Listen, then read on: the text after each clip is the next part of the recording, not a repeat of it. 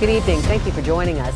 A federal judge upheld a block on an Iowa law that makes it illegal for people with previous immigration violations to be in the state.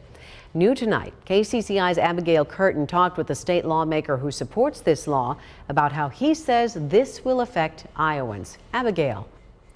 Senate File 2340 was signed by Governor Reynolds in April of 2024, but a lawsuit from immigration advocacy group the Iowa Migrant Movement for Justice and the ACLU of Iowa blocked it before it could go into effect, and a federal judge just upheld that block.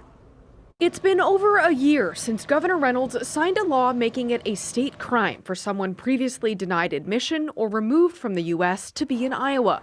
As of yesterday, it's not any closer to taking effect, as a federal judge upheld the injunction blocking it.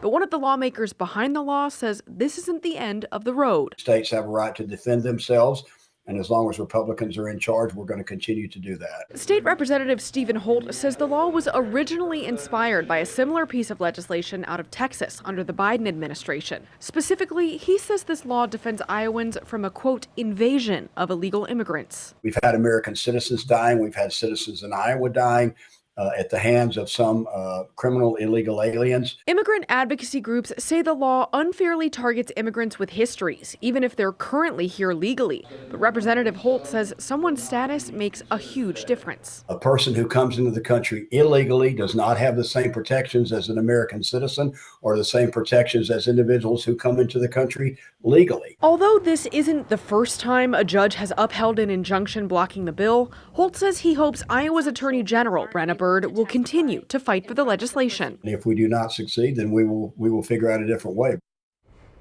I reached out to both the Iowa Migrant Movement for Justice and the ACLU. Iowa MMJ declined an interview and the ACLU was not available. But in a press release shared with KCCI, Iowa MMJ said, quote, "The court's decision confirms that key members of our community should never have been criminalized simply for being here and living their lives in peace. This ruling restores a sense of safety and dignity to people who call Iowa home." Stacey? Abigail, thank you.